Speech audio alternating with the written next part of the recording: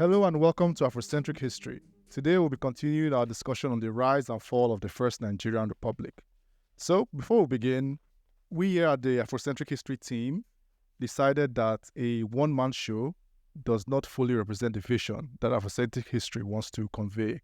So, we decided to invite a very distinguished historian or history enthusiast called Francis. Francis, you want to introduce yourself to the audience? Well, I just like the fact that you did correct yourself because, again, I don't want anyone asking me for my history degree or the way I practiced. And now that we have AI, I'd also be more like an AI history enthusiast. He's not a historian. He's not an official historian, but it's a history enthusiast.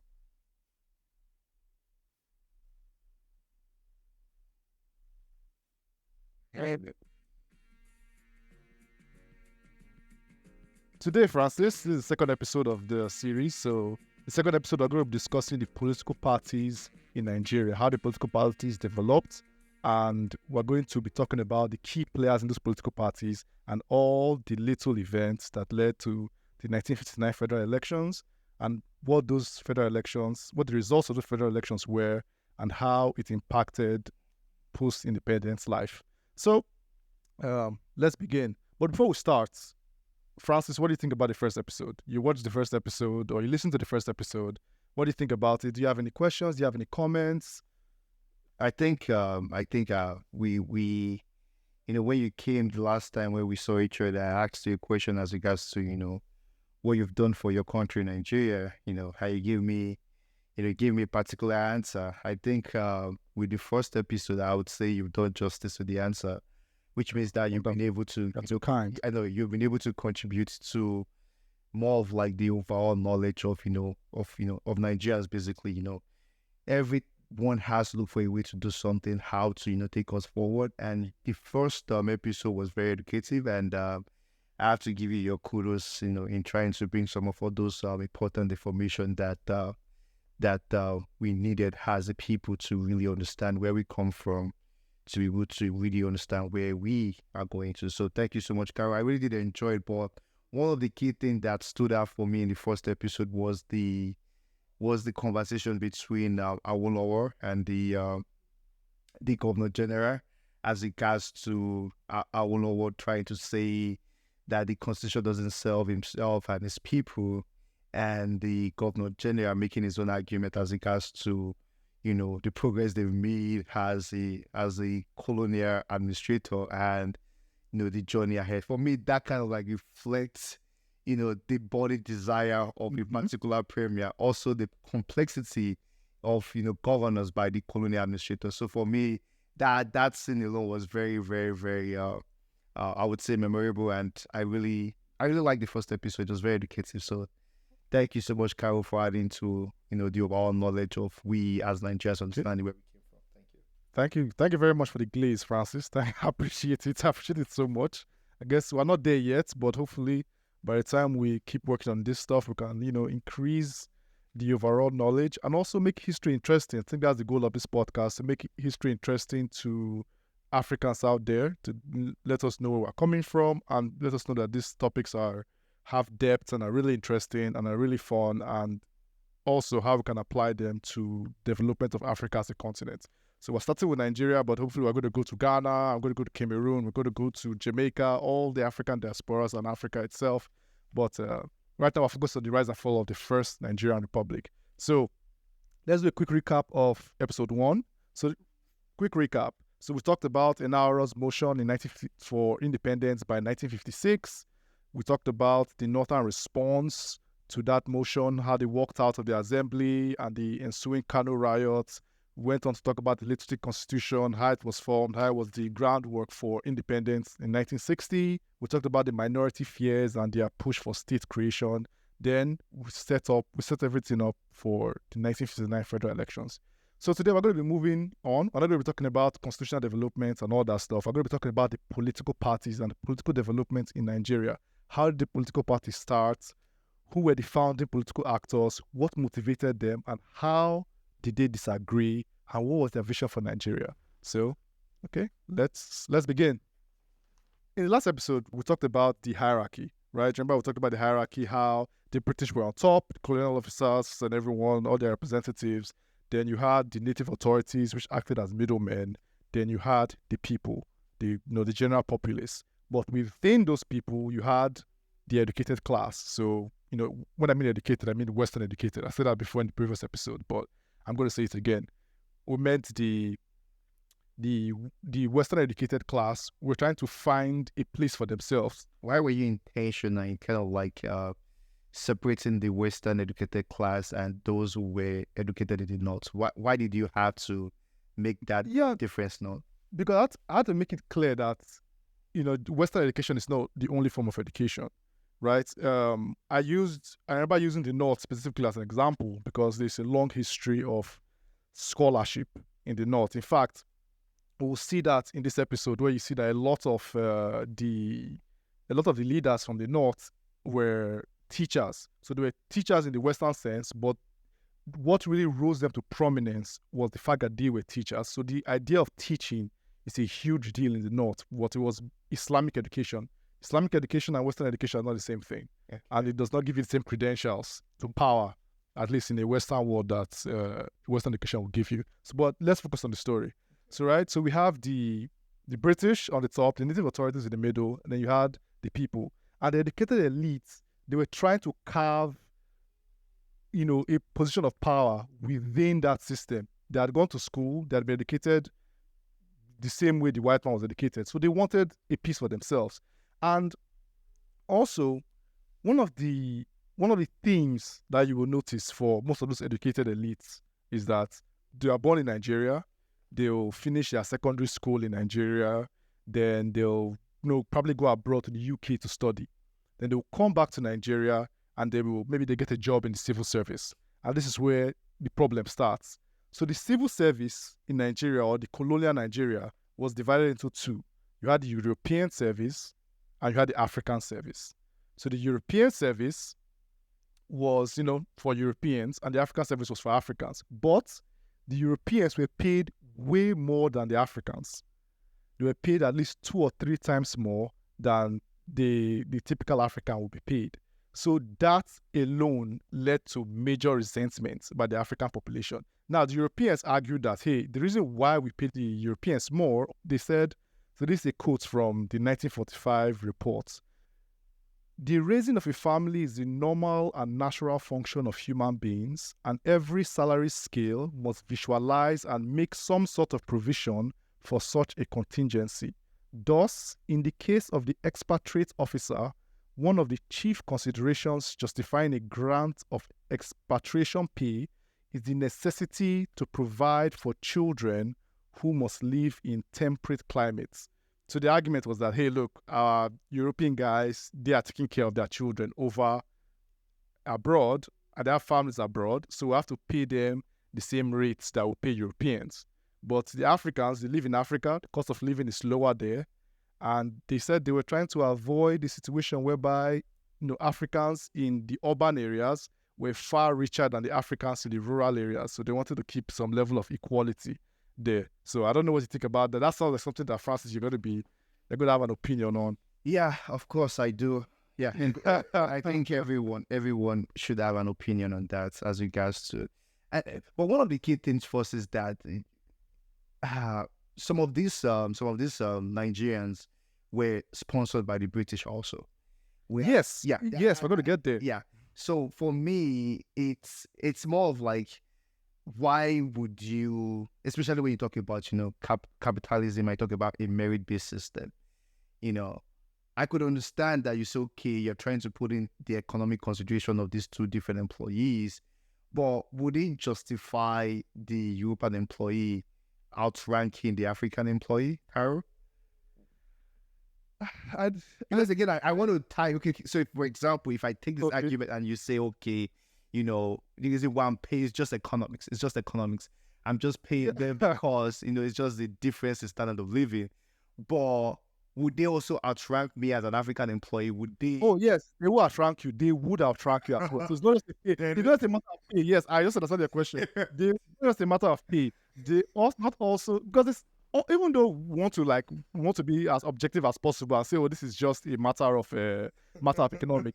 There's also a racial component involved as well.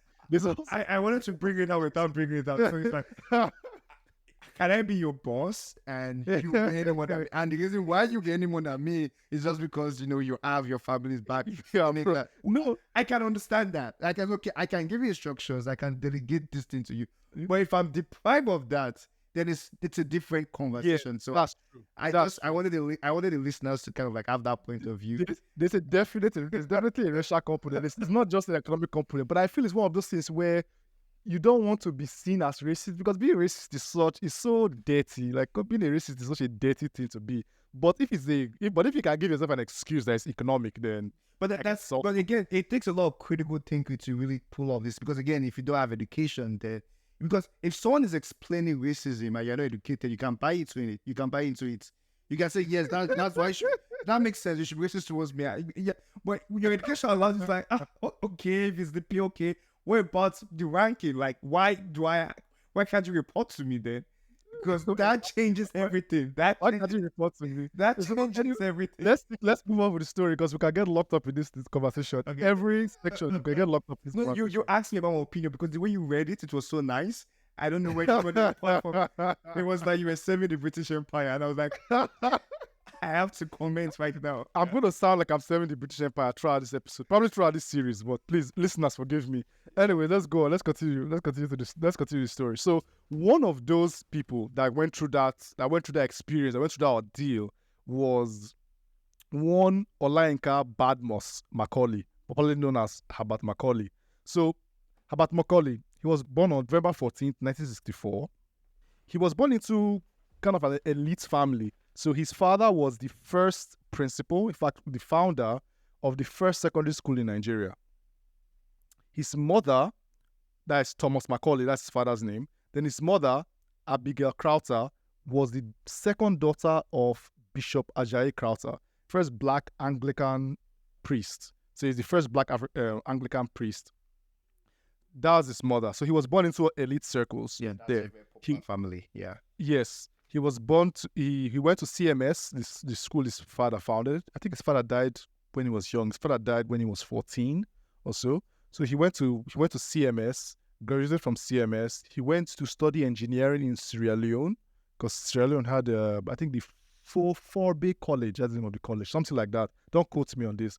But he went to Sierra Leone to study engineering over there, came back, but was working for the Department of Public Works. And just as you mentioned earlier, he was sent abroad on scholarship. And this is a really interesting point. So he was sent abroad on scholarship to study civil engineering. So he went to Plymouth. He studied under this guy, I think Greg David Bellamy. And he studied under him. He finished his degree as civil engineer, and he came back to work in the Colonial office as a surveyor. So he was like a crown surveyor. So he experienced the same thing. People who came to the country as Europeans were being paid more than him, and he had a ceiling. Like, there's a particular ceiling that you couldn't pass. So if we kind of move forward in history, they eventually changed it from, instead of saying European service and African service, they changed it to senior service and junior service. So basically, Macaulay was stuck in that junior service role. He could never really move on. So in 1898, I think that's 34. Was 34. 1898, he retired. He just quit. He quit from the colonial service, and he started his own private practice. Do we have like any data as regards to if there was any African in the senior service? There was no African in the senior service. Wow. If up until 1945, there was no African in the senior service. Wow. That's and so again, it's just more of like, we would give you the education in the United Kingdom. We would give you a certificate that justifies your competency.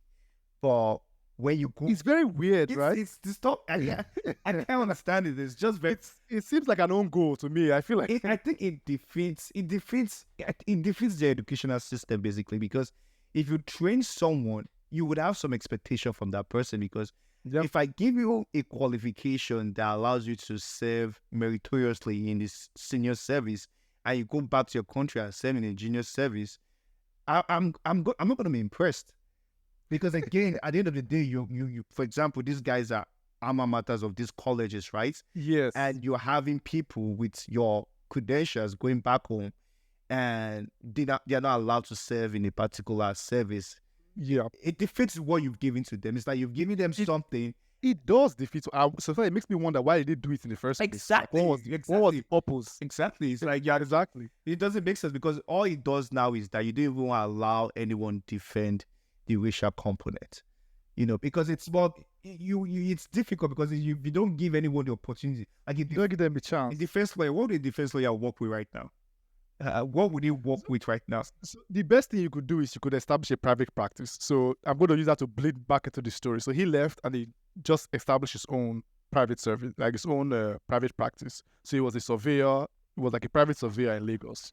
So if you maybe had land and all that stuff that you want to survey and you make it official, you go and meet him. He will survey your land, send the documents over to the government and everything. Then it's now an official case. But even then, his practice didn't do very well. He wasn't really making a lot of money. He was struggling a bit financially. But we'll talk about that part later. We'll talk about how his financial struggles kind of put him in trouble. But after that, I'm sure his experience in the civil service must have radicalized him, because you cannot go to the UK, come back, be an engineer, then find out that you cannot grow past a particular rank. That's going to radicalize you. So he started writing for the Lagos Weekly Record.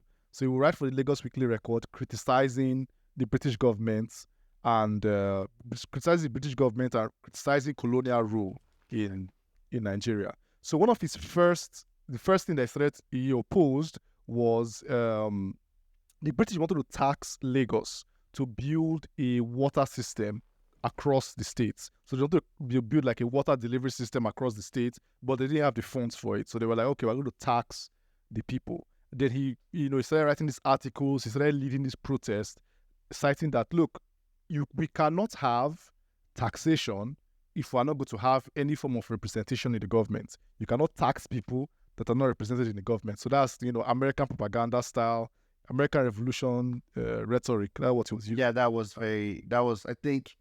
I think that was something. I think George Washington, and when the American Revolution happened, I think that was one of the biggest. Yes. And that quote was so very, very powerful that it just kind of like invokes every form of reasoning, right? It invokes every form of reasoning that. But again, just to compare, because again, the British government also colonized America. Did they still have the same issues when, did they still have the issues with American, citizens having to work for the junior service? Did they have that? Or no, I don't know. That was not the case. And that's why I said it's definitely a racial component here. Okay. So in America was a different situation. America really was self-governing. Okay. It was self-governing. The British had little input in it. The only thing was that the laws that guide your governance was being done in Britain. Oh, that was the key difference. But the leadership in America, in the American colonies, was done by Americans. So that was the initial fights, really. Most of the fights that they had in the Nigeria was that they wanted to run their own parliament and they want to govern themselves. They don't want to be a situation whereby the British guys or the European guys are coming to govern them. Okay. Exactly. That, yeah. So that was the rise. That was the first kind of thing that got him into public, everybody knowing about Macaulay. The second one was the Apapa land case. So, sorry, Karo, let me just kind of explore how would just kind of bring it back to you become being a colonial administrator at that time. How would you feel if you hear that statement, no taxation without representation? Mind you, this is 1920s. There's not been any representation. And honestly, I think it makes sense on their point of view. I think maybe they wanted to just get it done. Again, as I said, I don't think you can look at colonial administration in Africa or in sub-Saharan Africa without considering the racial dimension. I think they would have looked at it and say, okay, that makes sense. But I think they will also look at it and say, oh, all these black people, 2 or 3 of them have education and I think they can govern themselves. In fact, that's a quote. I'm probably paraphrasing it, but somebody said that one of the governor generals of Nigeria said that. He said He said, these black people, immediately one or two or three of them get educated and suddenly they think they can just govern themselves. So that was kind of like the back and forth. The reason why I'm asking is that would there be any form of regret as regards to we should have not asked these guys to kind of like, pay tax or anything like that? I don't think so, because I'm continuing the story now. So when I continue the story, we're going to get there. So he, in the Apapa land case, came in 1921. So I talk about that's what his second claim to fame was, the Apapa land case. So the British government or the colonial administration, I want to make sure I don't say British government, it's actually the colonial service in Nigeria. So the colonial service in Nigeria said, okay, we want to make a seaport. They got the land from Apapa, and I think they paid very little compensation for the land. And the owner of the land at the time, or at least the person responsible for the land, the Oluwa of Lagos, Chief Amodu Tijani, came out and he was protesting against it, that, look, I want more compensation for my land, I need help. And our Macaulay took on this cause. So they took the case to court. They lost in the courts in Nigeria. They took the case to I think the case to Sierra Leone. They lost it there. And they took the case, don't quote me on that Sierra Leone one, but the case finally went to kind of the Supreme Court of the colonies, the Judicial Privy Council. And there he went to London to defend and acted as his translator for Chief Tijani. And they won the case and they got compensation. I think they got compensation of around £22,000. Wow. So a lot of money. Just to give you like a scale of how large that money is. Macaulay's salary when he was in the service was about £90 a year. Wow. So imagine what £22,000 was. It was a massive compensation for the land. So all that stuff that made him, when he came back from London, he became massively popular in Lagos. So he was able to already he was born in the elite circles. So he was able to galvanize support from the elites in Lagos. He was now able to galvanize support from the local ruling class, like the Oba of Lagos, all the imams in Lagos, all of them. Was able to galvanize their support. So the people of Lagos, especially the indigenous people of Lagos, absolutely loved this guy, plus the leadership, plus the elites. So he essentially controlled Lagos politically, right? So in 1922, Sir Clifford. But in context, what do you think that victory, because again, we're looking at what the victory did for Macaulay, but what did it do for Lagosians in particular, for the first time winning a case against the colonial government? What did it do for them? The average Lagosian, the traditional leaders, what did it do for them as regards to their ranking compared to, their colonial counterparts? What did it do for them, basically, in your opinion? I think it gave them a sense of agency.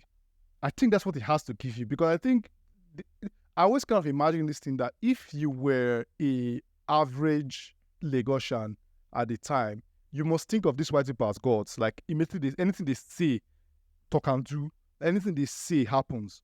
So when you finally see something that kind of like challenges the authority, there is this feeling of agency that you must have, that, this thing is possible. We can actually fight. We can actually, stand up for our rights one way or the other. And I think Macaulay was kind of a symbol of that. He was a symbol of that push. And also, he was using nationalist rhetoric. So this was the first time that he was trying to gather people as Nigerians. So just quick recall, like the concept of Nigeria was basically the name Nigeria was basically giving birth to like in 1897 when Flora Shaw wrote an article in the Times. She was kind of explaining how, Nigeria should be, we should call the place Nigeria, that currently we call the place the Royal Niger Company Territory. Okay, that's like, why are we calling the place that? First of all, it's inconvenient. Let me see if I can find the quote here from her. She said, the Royal Niger Company territories is not only inconvenient to use, but to some extent is also misleading. To speak of them as the Central Sudan which is the title accorded by some geographers and travelers, has the disadvantage of ignoring political frontier lines. The name Nigeria, applying to no other portion of Africa, without offense to any neighbors, be accepted as coextensive with the territories over which the Royal Niger Company has extended British influence. So Macaulay was one of the first people to start using that term Nigeria, not just to represent like this geographical place, for convenience of saying, okay, just to separate this place from that place. He was the first person trying to say, okay, we the people in this place are Nigerians, using this us versus them tactics of like, oh, we Nigerians against the British, or we Nigerians against the Europeans. Wow. So he was the first person to kind of galvanize, use that name, because think of it, right? You're from is it Uromi? I'm assuming. No, from Era. I'm from Era. Yeah. You're from Era. Yeah. Imagine an Era man in 1908. You think he's thinking about Nigeria? No, he doesn't even. Not at all. Exactly. No. He was the first person to kind of like bring that idea of like, no, we in this place are Nigeria. So he kind of was the first person to start writing about it. Okay. So he kind of gathered people and galvanized people and gave them a sense of it. So I like that. I like that analysis. But one thing I want to explore again is the constant battle between cynicism and hope. Basically, more of like being a pragmatic and being an idealistic. Would you say pragmatism won or idealism won in this case? It's a very direct question. You can't like because again I'm not setting a trap for you because I know you're more pragmatic, but I'm going to take this win. Do you think pragmatism or idealism won in this case? Well, okay, I would say idealism. I'll say there is some level of idealism in it. I think it's all idealism. It's never been done before. No one has won before. They lost in the courts in Lagos, which is it's time to go to bed.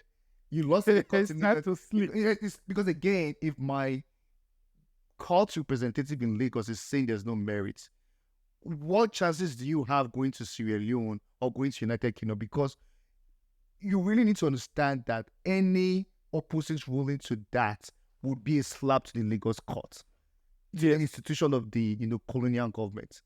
You need to understand what the stakes are. That any other judgment from what the Lagos court has given would be a slap to the colonial government, because that's 100%. There's a lot of pride here. So that's what I'm telling you, that this is absolute idealism at play. Absolute fighting a lost cause. That is true, though. I think you need to reflect on that. That is fair. It's whatever we're doing in life. When we look at this case, this is absolute idealism. There's no, as long as that court in Lagos has said there's no merit, you've lost. And this is the people this is the judge like these are the people who give their reports to their superior, and they've been appointed to do this job. You need to understand the burden that it took for that judgment to be reversed. I think that's fair. I think it's fair because I don't see what you really gain from fighting that case. Maybe the money, but we're not even sure the money. It's the integrity of the system. Because now it becomes very political. If I say the justice in Lagos has not done merit against more of like a black populace, this is the first time maybe a black government is taking the colonial office to court. It's such a I think we should do a lot of deep dive. It's such a very powerful thing that happened here, because now what you're saying now is that a black man can win, or what you're saying now is that we can be wrong. We can be wrong. Yeah, a white man can be wrong to a black. It's too much headache. It's too much. Do you want to go this part? So you can continue. I just wanted us to reflect on that, the importance of that win. Gotcha. Let's stay on track. So in 1922, Clifford came up with the 1922 Clifford Constitution, and that Clifford Constitution allowed them to be 4 elected positions in Nigeria, 3 from Lagos and 1 from Calabar. So that same year, 1922, Herbert Macaulay founded the NNDP. So you can see their land case in Apapa was in 1921. So by 1922, his stock was very high. 30,000 pounds. That's not a joke. Yeah, that's not a joke. His stock was very high in Lagos. So NNDP got there. In 1923, they held the first elections and they won all the seats. They won all the Lagos seats available. He won every single one of them. How many seats in total do we have? Was it just 4? How many seats? It wasn't just 4 seats. I don't know the total number of seats. I need to do some research on that. But there were 4 seats. There were four, or they call it unofficial seats. This is why they call it unofficial seats, because they were elected positions. Then official seats are seats where the Governor General will appoint somebody to that seat. What's wrong? I love, because again, you just see this power dynamic at play, and you just have to respect it. Because all these things are not mistakes. All these they're not definitely not mistakes. They're obviously clever calculations. These are not things from people who are not thinking, and you need to respect the thoughts that goes into all of this. Okay, now we're gonna give you guys 4 seats, but it's an unofficial seat. Underline the word unofficial. This unofficial does not mean that you don't have. Oh yeah, you don't have. It's just that you are not an official, like you're not an official of the colonial government. You're unofficial. You're elected. So it's not. But the unofficial sounds weird. If you look at the semantics of the word unofficial, yes, the semantics doesn't sound good. But I think they were aware that unofficial. I think that doesn't mean. I think that thing, if there's no power, that word unofficial allows us to reduce the integrity of that seat. That's what I'm just saying. Like, okay, and that's why I don't like calling it unofficial. I was reading an article and the guy called it unofficial, and I was like, no, let's call it elected. Because unofficial is the term. But when in the first episode, I refused to use unofficial. I used elected.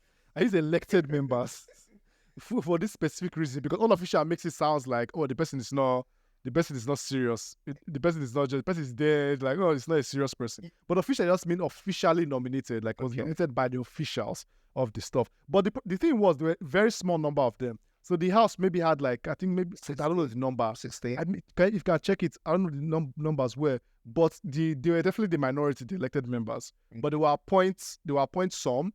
But fair to Hugo Clifford or to the Colonial Service, they did appoint some Africans. Oh, okay. Yeah. So it wasn't just white people. We had other Africans apart from the NNDP. There were other Africans for NNDP. So there's this popular person, Henry Carr. I think he was part of the system as well. But let's continue.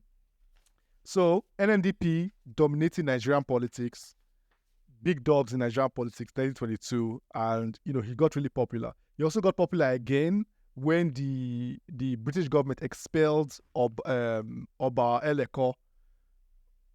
The Eleko of Lagos. Let me call him Eleko of Lagos. The Eleko of Lagos. He was the Oba of Lagos. They expelled him from Lagos to Oyo State, and he campaigned viciously for him to bring him back. So he campaigned a lot to bring him back. Then eventually they brought him back, and that also made him massively popular again. So he was at the height of his power. This happened in 1931. The height of his power. Imagine the British deporting, exiling a Oba. Then you fought so hard. He took the case to court again. That same Judicial Privy Council has drove to London. That's what Richard does to you. That's what Richard does to you. He said, "Let's do it again." He did it again. Took it. Then the Oba came back. So that made him even more popular in Lagos. So he was very popular in Lagos. Was huge in Lagos. But the seeds of his downfall were coming up, and I think we'll start that. We'll talk about the rise of the NYM right after the break.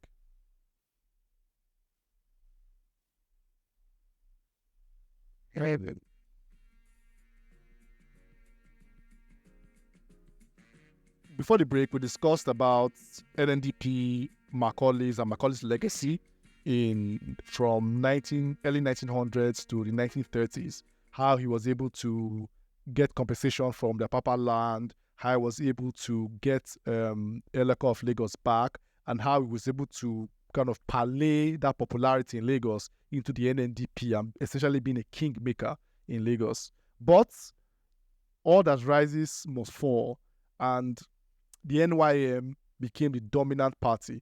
But how did the NYM form? So the NYM formed as a result of a dispute over education. So in 1929, they appointed this guy to director of education So he was director of education, Eric James Hussey. He came from Uganda.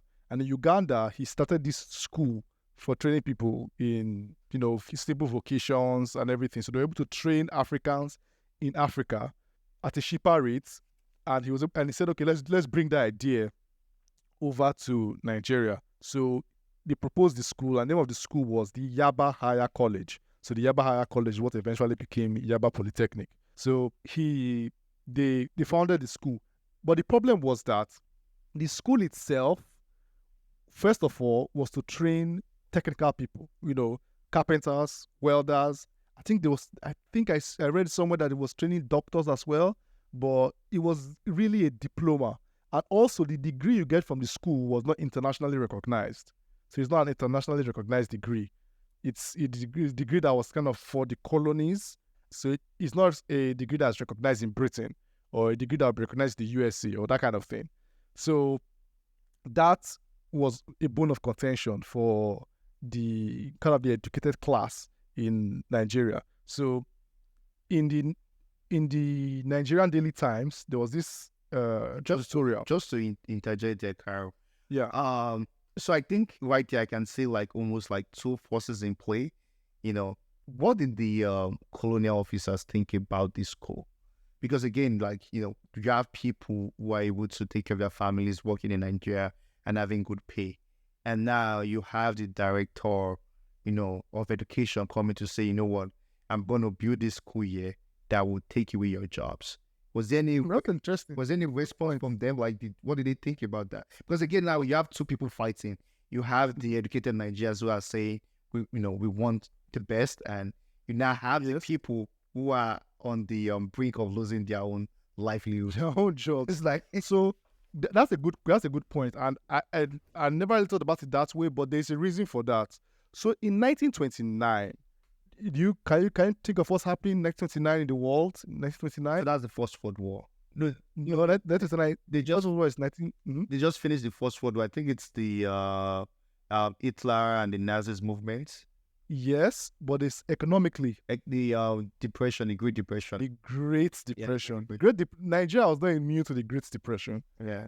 Because Nigeria was the whole thing of Nigeria was that Nigeria exported resources. That was the whole economic background of Nigeria. It exports resources to the West. The prices of those resources had dropped drastically. The prices had dropped completely. So therefore, the colonial service had already started sacking a lot of European staffs already. Wow. They had already started laying off European staff because, like, we cannot afford this. We have dropped this. A wonderful quote from Bielo. I don't have it in my notes. But he said, when he was growing up, he started noticing that they were sacking a lot of staff and everything, and they really kind of stopped the development that they were doing because they didn't have enough funds. So the reason why that director, Hussey, came up with that idea was that he felt that, okay, instead of us trying to get European workers, maybe we can actually train these African workers to do what we want them to do. That kind of thing. Instead of, and we pay them less already, so that will save us money. So this is an investment for the future. Okay. So again, if you think about it, it's not reasonable. It's not reasonable. The issue that the Nigerian guys had, the Nigerian elites had, was that they wanted the degree to be on the same level as a British degree. That if you go to that school, it could be similar to you going to, any university in the UK or in Britain. So here's a comment from the Nigerian Daily Times on the 5th of January 1934 on the building of the school. As far as Nigeria is concerned, nothing but the best is good enough for Nigeria. If we must have higher education, we wish to declare emphatically that this country will not be satisfied with an inferior brand such as the present scheme seems to threaten. So this is from the editorial page of the Nigerian Daily Times, 1934. Now, despite this, the college still went through. It was still, the protest didn't change anything, but they protested regardless. On the 17th of March 1934, the educated elite kind of gathered themselves, organized themselves, and they led a protest straight to the halls of power in Lagos. So some of the key members of that protest were Nnamdi Azikiwe, who was the first editor in Nigeria, Nnamdi Azikiwe, Samuel Akinsanya. We'll be talking about those two later in the episode, so just a little bit of foreshadowing. Kofo Abayomi and Olayinka Alakija. There are more. There were more than this. I'm just calling 4 prominent figures in that march. So after the protest, these guys came together and they formed the NYM, the Nigerian Youth Movement. So at the time, they call it the Lagos Youth Movement. That's the correct term. They first call it the Lagos Youth Movement. That was the first term for it. So at this time, even though Macaulay was very popular among the people and very popular among Did the college evolve into University of Ibadan? Yes, the college eventually evolved to University of Ibadan. The site where it was put in right now is the site of the Yaba Polytechnic. Wow, that's good. Yeah, so that's it. In fact, the origins of the ordinary national diploma comes from that debate that they were having back then. That national diploma thing, that because they were like, oh, the diploma does not transfer to blah, blah, blah. Long story short, let's not go there. We'll talk about that in another podcast, maybe a podcast on education or something, on education in sub-Saharan Africa. Anyways, back to our story. So Macaulay's NNDP was now beginning to wane a little bit. It was still popular among the people and among the traditional rulers and everything. Why? What's wrong? Yes, so we'll talk about what went wrong. So it was still popular among the people and it was still popular among the traditional rulers. But the educational elites were beginning to draw their back from Macaulay, because Macaulay was getting pretty dictatorial in how he ran his affairs, how he ran the affairs of the NNDP. People call him the kingmaker. He had a lot of spats with a lot of people.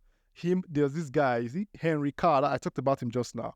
He was his arch nemesis. I go online and find out the quotes. I didn't want to put them in the podcast. I didn't want to overfill the podcast. Okay. But there were so many quotes about how this guy did not like Herbert Macaulay. He felt he was not a good character and so on and so forth. But I don't know the beef they had. I don't want to put it in here. But here's a quote from Awolowo on Macaulay. Its activities, that means the NNDP's activities, were confined to the islands of Lagos and its mainland, and the best of its time was consumed in fighting for the enhancement of the status of the Oba of Lagos. HM, as Herbert Macaulay, was in his time a political colossus, and all those who assembled under the shadow of his giant stature obeyed his words without question. Anything short of that was unthinkable and unacceptable. As time went on, more and more of the intelligentsia in Lagos drifted away from him. So his kind of autocratic methods, his methods of bringing people to his house, of telling people to, oh, if I see you with a white person, you're not going to have any business to do with the NNDP, all those kind of things. They were beginning to kind of draw people back. People were like, I don't like this guy. This guy, he doesn't want to hear any debates from any other person. He said that his way or the highway. And people were beginning to kind of draw back from that movement. So they were trying to say, okay, where can we kind of put ourselves to? But he still had the people. People were still on his side, but the intelligentsia kind of pushed back from him. So I don't want to kind of like, move from the topic, but who did the Colonial office love more? Erica and Herbert Macaulay, who likely going to be Henry Karo. Erica opposed them as well, but Macaulay his attacks were so acidic to the colonial government. Even though as he grew older, he became less acerbic than he used to be, but he was still very, very ferocious in the way he fought the colonial office. So they will probably prefer Henry Karo to kind of give my own impression to Herbert Macaulay. Okay. But that's just because Macaulay was it was too much. Well, I won't say too much. I won't say it's too much. Let the listeners decide. I think it's funny because if you take the government twice to the you're just a big problem at this point. Yeah, big problem to everybody. Yeah, big problem. So, yeah. It's not because Erica was like a Uncle Tom or anything. I think it's just because Herbert Macaulay was maybe too much for them. But anyways, let's get back. So The NNDP was beginning to fade. And also, the Lagos youth movement had now started going inside Nigeria, not just in Lagos, not just the cool part of Nigeria. They started going to the hinterlands. So they had started, meeting with, started trying to help people organize in Ibadan, help people found unions in Warri, help people organize protests in Benin. So they had opened several branches. They had branches in Ibadan, they had branches in Warri, they had branches in Benin, they had branches in Owerri, they had branches in Kaduna. So they had opened all these branches all over the place to help people kind of to educate people politically. So they are creating this large movement. So in 1936, they changed their name from the Lagos Youth Movement to the Nigerian Youth Movement. So if you remember GST 122, Nigerian People and Culture, one of the first things I remember from that, reading that stuff, was that they said the NYM was the first truly national party. So even though the NNDP was the first party in Nigeria, that's Macaulay's party, the NYM was the first true national party. And that's what they mean by that. It was the first party that actually went outside Lagos to reach out to people in the hinterlands. Why was Herbert Macaulay not interested in the other part of Nigeria? Why was he? That's a good question. So there are a couple of things why Macaulay was not interested in the other part of Nigeria. One was he was tied to the Oba of Lagos and all that, kind of like the traditional ruling politics. That's one. And second, too, that he was banned from several places. Like he could not go to Oyo. He could not move to Oyo. He was banned from going there. Oh, yeah. So that's clear. It's not as if he didn't want to. It was like it's caused so much problem that, you know what, Lagos is the only state you can destroy. Exactly. That logic is the same logic that the British applied to the North. I will get there eventually. But when they finally got to the North, they were like, no. All those lose guard for the South. So don't go allow that lose guard happen for the South. And I can see the logic in that. Because again, imagine you bringing back the Oba of Benin after it was exiled to Calabar.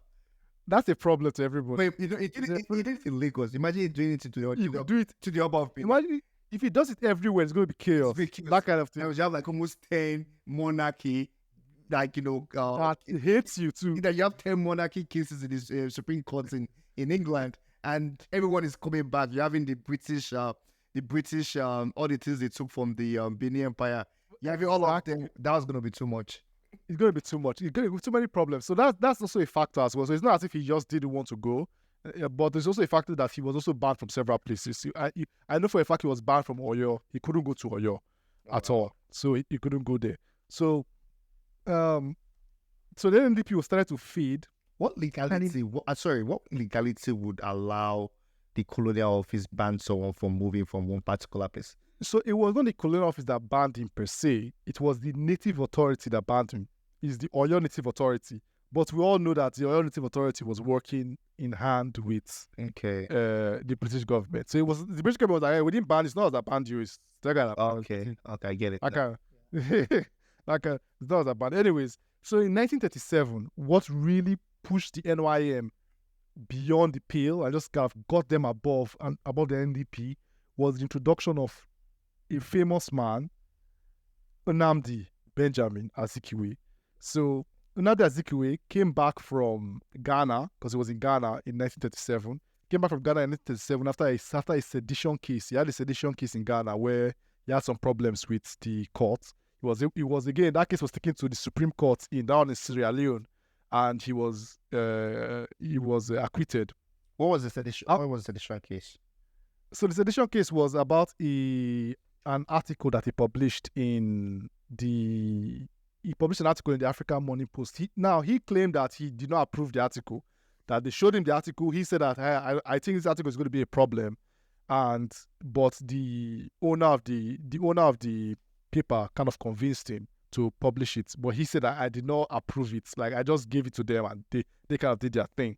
So, but the name of the title of the article was, I think I have an can we use the article for I know you like this like that. I like this, because again, the thing is that if someone is being charged for sedition, that means your life is at stake here. That's okay. It's a long article, so listeners, apologize if you guess you wanted to go ahead with the story, but I apologize. It's a long article. So it's an article by Wallace Johnson. Okay. All right, and here's some excerpts from the article. Okay. So the name of the article was, "Does the European have a god, or does the African have a god?" One of them. So he said, personally, I believe the European has a God in whom he believes and whom he is representing in his churches all over Africa. He believes in the God whose name is spelt deceit. He believes in the God whose law is, ye strong must weaken the weak. Ye civilized Europeans must civilize the barbarous Africans with machine guns. Ye Christian Europeans must Christianize the pagan Africans with bombs and poison gases. In the colonies, the Europeans believed in the God that command ye administrators, make sedition bill to keep African ragged, make deportation ordinances to send the Africans to exile when they dare to question your authority, make an ordinance to grab his money so that he cannot stand economically, make a levy bill to force him to pay taxes for the importation of unemployed Europeans to serve as stool treasurers, send detectives to stay around the house of any African who is nationally conscious and who is agitating for national independence, and if possible, round him up in criminal frame-ups so that he could be kept behind bars. Oh, That is that's. I don't know, but if Azikiwe was being charged with sedition, was there any merit to that article at that time? Was there any, in your opinion, was there any merit? It's not that there was no merit to the opinion, but you cannot say things like that, and that's going to charge people up. But is that the truth? If it's a lie, then there could be more like counterclaim. But that's the beauty of you making your own. So if there's a counterclaim, because hey, that's not true, I kind of like bring different factors. That's not true. We didn't use machine guns to to conquer you. We didn't poison you. I think again. I think the truth is really very, very problematic. I think no one should have. That is true. The truth is problematic. I don't think there's in the history of truth there has never been peace. I think the moment you start seeking truth, you should run away from peace. Anyway, I'm not going to make any comments on this, but hey, this is what he published. But to be fair, though, Azikiwe said he read it and he said, look, let's not publish this thing. This thing is not something that you should publish. So even then, he knew that there was something wrong with it. To be fair to him. Do you know another person that was also tried for sedition? But again, Azikiwe can use that argument. Yeah, Azikiwe can use that argument because, again, if you're the dictator, you cannot say, where we could say, okay. So I think the thing that Azikiwe can kind of like survive on was that someone else had written the article. It was published. He didn't write the article, so it could be like, this is not his words. This is not his words. But as regards to it being published, as an editor, I don't see you kind of like stop having it. Basically, how I got free was that there was no proof that he was the one that approved it, because he never officially approved it. Because he was not the owner of it. The owner of it, we'll talk about the owner of it in a little bit. His name, I think Okansi, that's the guy's name. He was the owner of the paper. He was the one that brought the idea. So he said, I did not. He kind of did a conscious pilot on the case. He just kind of. Did he approve anything as an editor? No, he approved other things, but he didn't approve this one. He didn't approve this particular one. Came out and said, I didn't approve it. But obviously, it was a bitterly debated case because the case went to the Supreme Court. It's not as if the case just died there. We went to the Supreme Court in Sierra Leone. Wow. So so it was not in Ghana, because it was in Ghana, or the Gold Coast. In Gold Coast, he was convicted. He had to take the case again to the courts in Sierra Leone for that case to kind of die down. So it was not a simple. They had a very strong proof. Yeah, he just said that there's no proof that I approved it. That was basically it. It was not as if he had proof, but he felt. Was there proof that he has? Yeah. Was there proof that he has approved other published items? I guess I don't know, because again, I guess that's the procedure, right? If you have to approve something and you are saying now that, so if there's no proof, did you contest? Is there more like an email that said you disapprove of this, or you told someone? Because there should be a sign off. I think there should be a sign off for every article that you publish in a paper. There should be a sign off on that thing from the editor. So because he said this in his biography that, look, I personally I saw that this was going to be a problem. I could see that this was going to be a problem, so I definitely did not sign it. But anyways, we'll move on. Let's move on to the story. But he came into Nigerian politics, to the NYM, and he stole the show, because the NYM his paper, the West African Pilots, became the leading paper very, very quickly. So he didn't. So at the time, when people wrote papers, was that they would write the papers in this kind of highfalutin way. They write it in a way like a British aristocratic person was going to read it. So the way Azikiwe wrote his papers was that he wrote it in the way that a common man can read it. Wow. Like anybody can read it. I think I was reading a biography from somebody, and it said that in fact many people in the East, they started using Azikiwe's papers to learn how to read. Wow. That was how engaging it was. Wow. To them. That's how engaging it was to them. So not only the West African pilots, he had the West African pilot, he had some over in Port Harcourt, he had some over in Owerri, he had some over in Onitsha. I can't remember their names at the moment. The Comets. One of them is the Comets. So he had this newspaper empire. And with that skill, he was able to move the NYM from just below. And in the 1938 elections, the NYM won all 3 seats in the Central Legislative Council for Lagos. And the NYM was now the dominant party in Nigerian politics. So they won all the 3 seats against Herbert Macaulay. They won all the 3 seats against Herbert Macaulay. What about that big Macaulay ties with the Obas, with all the at least one?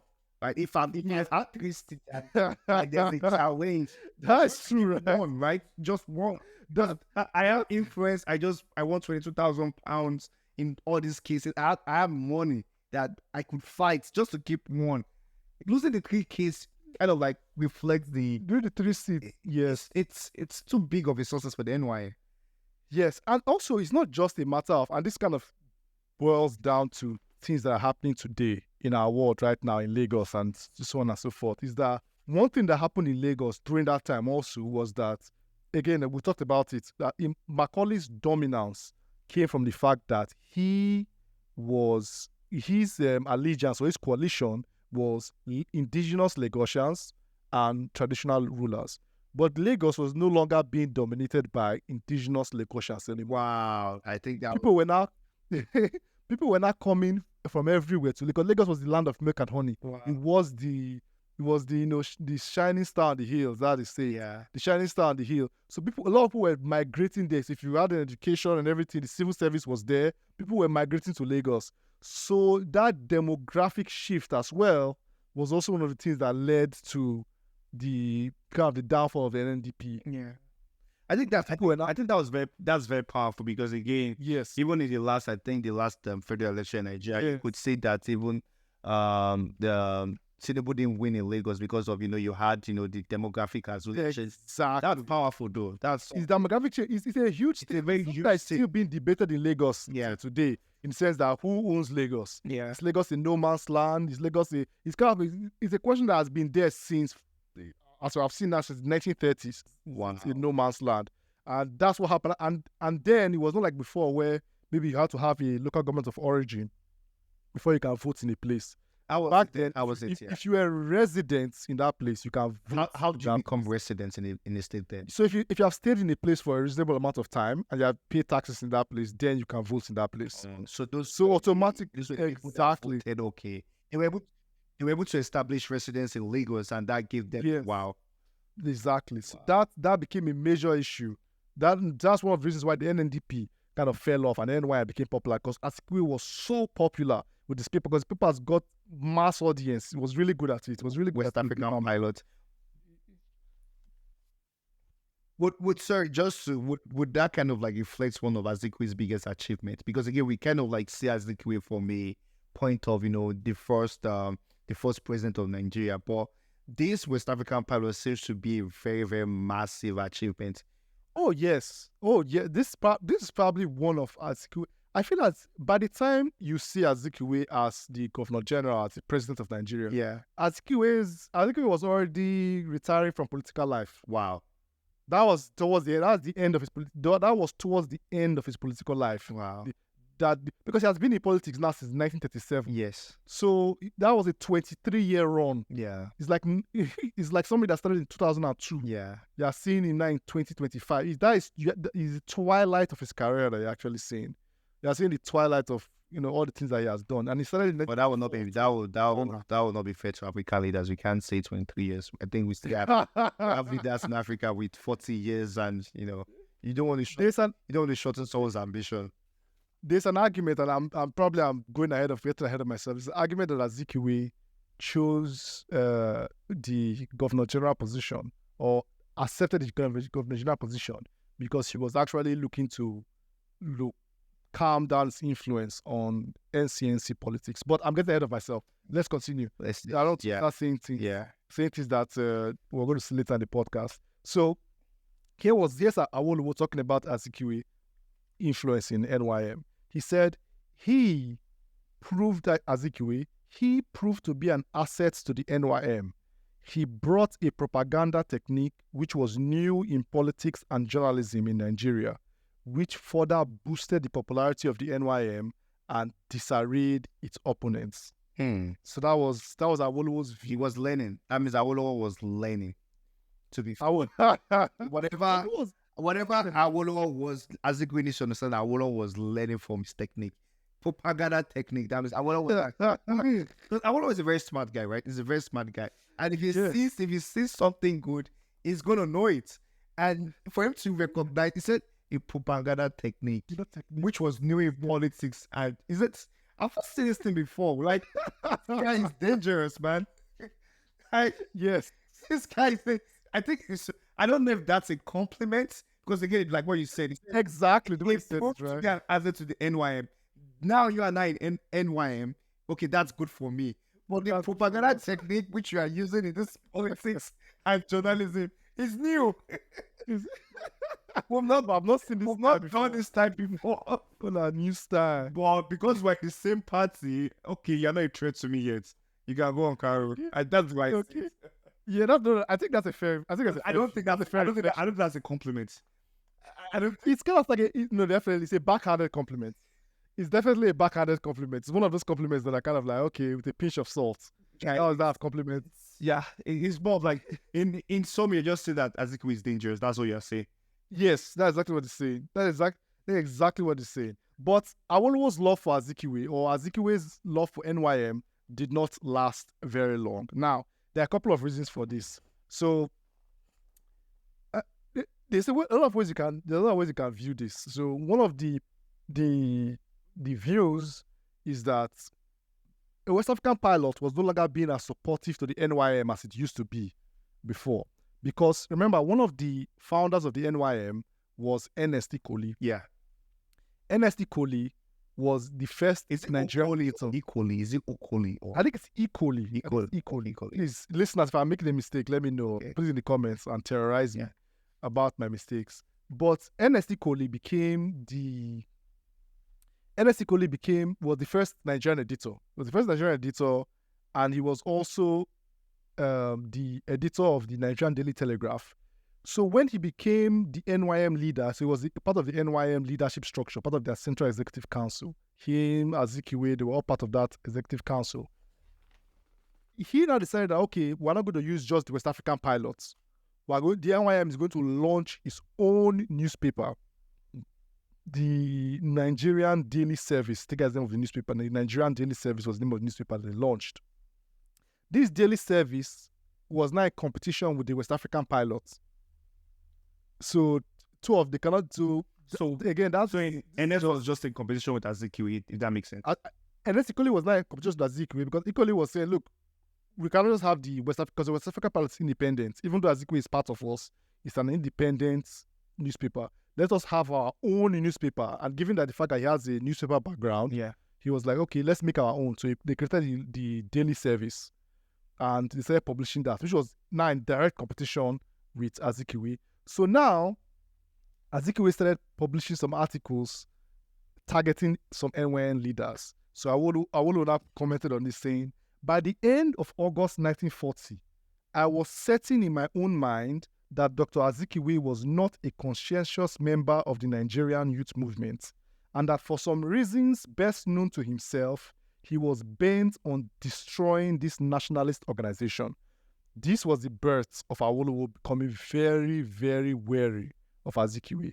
because Azikiwe's pilot started publishing some articles But that were very detrimental to the NYM. was Ernest, like, did they feel threatened by Azikiwe's influence over the West African pilot? Like, did they feel like they? I think you would do. I think it's a fair. I think again, it's something that I would want to converse on as it does to this. Wouldn't you be? I would, because it's too much influence, right? Because he Exactly. is an executive member of NYM, but he has this machine, this West African pilot that we all are vulnerable to. Right. Exactly. So it kind of like improves Azikiwe's. It makes Azikiwe more of like the Herbert Macaulay of the NYM, if that makes sense. Okay, that's a good point. I never kind of put it that way, but actually, Because if you offend him, you will get negative press. And now that he has this large crowd of people who kind of like are using his newspaper to learn how to speak English, that's a lot of power. Exactly. This was what people were wary of. People were not becoming wary of this guy. I don't understand this guy. This guy's not even publishing. This guy's publishing some stuff against us and everything. Then Awolowo now went as far as accusing Azikiwe of trying to lead a Igbo domination. That was his fear. Now, I just told you just now that people in the East were actually using his paper to learn how to read English. Because Azikiwe was one of the first Igbo person to become really successful in politics. So because of that, he became like a role model to lots of Igbos. Yeah. So a lot of Igbos supported him. Yeah. Naturally. Yeah. So there was this fear now that, this guy. So again, I don't know if this is true. I read his book. He never mentioned anything about it. He just didn't talk about anything there. But there's a part of me that feels that if you own a newspaper and you notice that you have a lot of Igbo supporters, there'll be a part of you that want to play into that support a little bit. Don't you think so? Don't you think that's fair? I can see the argument in that, but I also know now that for the first time we've spoken about, you know, the Nigerians or the local indigenous, you know, kind of like, you know, fighting against the colonial government and stuff like that. Yes. But now Awolowo is now entering a new territory whereby he's now pitting the Igbos against this is not a new thing. It's never been done before. Yes. No one has. Yes. Like, there's not infighting. It's not infighting now. Someone has opened this infighting, and this is like, because you have to be very, very, very correct to say something like this, because now it kind of like that's the first shot against the nationalist movement. Yes, it was the first shot, but Awolowo will tell you that, look, it's not me that said. I'm just telling you what I'm seeing. That's what Awolowo will say. So so let me get another quote from him. He said, "At the same time, it seemed clear to me that his policy was to corrode the self-respect of the Yoruba people as a group and to build up the Igbos as a master race." That's a very, very, very controversial. That's a very strong statement to make. I think it's directly from his book. I think it's a very, very strong statement, and I think he also went and started saying that, you know, there are times whereby you look at the headlines and it will show that the Igbo man, you know, the Igbo sails to the UK. Igbo young man sails to the UK. Or the Igbos are coming. The Igbos are coming. And he will go further and say that when an Igbo did or was about to do something praiseworthy, he was invariably given a 2-column headline in the pilot, and it was always described by his ethnic group in the headline. But when the PhD degree of the London University was conferred on the first Nigeria ever, the historic news was given a small single-column space in the pilot. So I strongly think Awolowo has been a student of Azikiwe. I don't know if this makes. I think Awolowo has been his, because this could be true, but this could be an effective propaganda also. Because mind you, that is Awolowo is now fighting Azikiwe now. Because Azikiwe is leaving the NYM. Azikiwe is leaving the NYM. Is attacking the party that Awolowo is still under.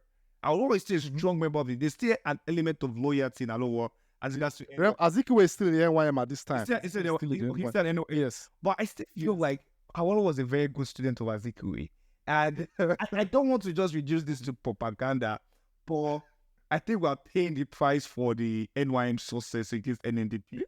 I think Yeah, and in a way, you start to do that because this happens, and that what happens in the nationalist movement. That's one of the problems you have to kind of sort out in the national movement is that you have to kind of when you fought the battle and you have started winning against your opponent, suddenly somebody is left. You have to now start fighting within yourself, which is a major theme in this story. By the time we go to episode 3 and everything, we're going to talk about that theme.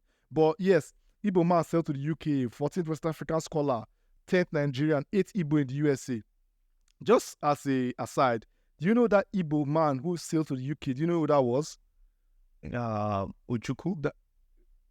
Actually, that's not a bad guess. Actually, Jaja Washuku. Oh, the first speaker of the House of Rep. Yeah, exactly. Wow. First speaker of the House of Rep in Nigeria, Jaja Washuku. He was that Igbo young man that sailed to the UK. Yeah. That headline. That was. What do you think? What do you think? I think Azikiwe is too nationalistic to really, because Azikiwe is one of the strong, even at that time, premiers that was really big on nationalism. Pan-Africanism. I think he was too deep into that because he was the one who was fighting against any form of regionalism. Yeah. He was the one fighting against any form of, Ahmadu Bello really wanted, the North South's identity. Awolowo wanted the West South's identity. Azikiwe was the one who was pushing, nationalism. I'm just looking at his actions, basically. And looking at Azikiwe's actions, this is someone who will make a debate for nationalism. This is someone who has ties to Nkrumah on Pan-Africanism. For me to now say it was more of like, pushing to, ethnicity, I think it doesn't kind of like fall under Azikiwe's, legacy. Okay, so let me add something to that statement. Right? So how I kind of view it is that I think you're right. I think it doesn't really add to his legacy in the sense that he does seem to be very national minded. In fact, his views of nationalization is not just in Nigeria. It's actually for the whole of Africa. And you can see that throughout his book when he's reading his book. But I also think that there's also a view of Azikiwe as the businessman and also the view of Azikiwe as a pure politician, in the sense that if you know that your major group is kind of your Igbo support, there's a part of you that wants to play a little bit to that group and make sure that, okay, that group kind of, are still by your side. Now, let me give you an example. This is a quote from Azikiwe from 1949. Now, he gave this speech in 1949, so far after the NYM. He said, "It would appear that the God of Africa has specially created the Igbo nation to lead the children of Africa from the bondage of the ages. The martial prowess of the Igbo nation at all stages of human history has enabled them not only to conquer others, but also to adapt themselves to the role of preserver." That's hard, Karo. That's politically wrong in all aspects.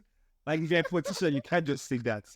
Like, if you're truly a politician, you can't put that kind of target on your back. He didn't say it in public. He said it on his speech to the Igbo Federal Union. So maybe he didn't want it to be out. Maybe that was a speech between we. But the thing is that people start hearing that. Imagine if you're Ahmadu Bello and you're hearing that. Again, we're not talking about Ahmadu Bello. I'm sorry. I know you might want to consolidate his grabs on the Igbo voters and everything, but it's such a very kind of like volatile environment. You can't make that kind of statement. You cannot, especially where there's so much mistrust going on. Like, where people don't trust each other, everyone is trying to get like a piece of the pie in a new country. Exactly. You cannot just. That's a very hard. I don't know.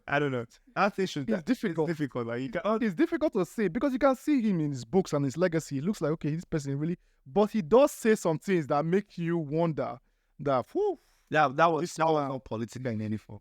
There's only way you just have to tell people not to publish it or something, but saying that it's hard. It's off the record. It's hard because now you're giving like Awolowo a very strong. Because Awolowo is a strong student of Azikiwe, so Awolowo is not someone that we see doesn't understand what Azikiwe is doing. So it's kind of like both of us are politicians, but I don't know, man. But I still strongly feel like, even though he has some of other speech in his record, but his actions, like when he now talk about Azikiwe's actions and what he was really pushing for the rest of his life, and what his true legacy is, which would always be, debated.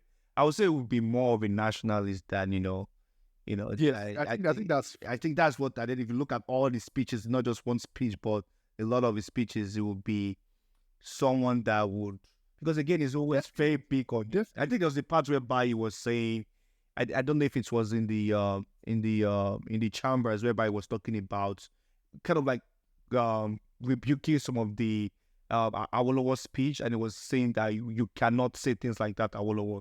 You cannot. Yeah. No, he does. He does say a lot of things. That's why it's very contradictory. And that's why I'm wondering again if he's saying that because of, just because you are to specific audiences, you kind of mold your speeches in different ways.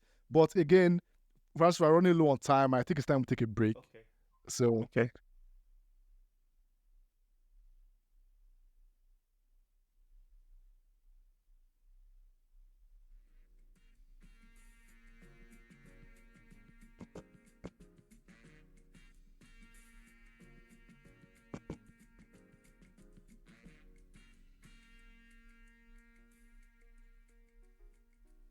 really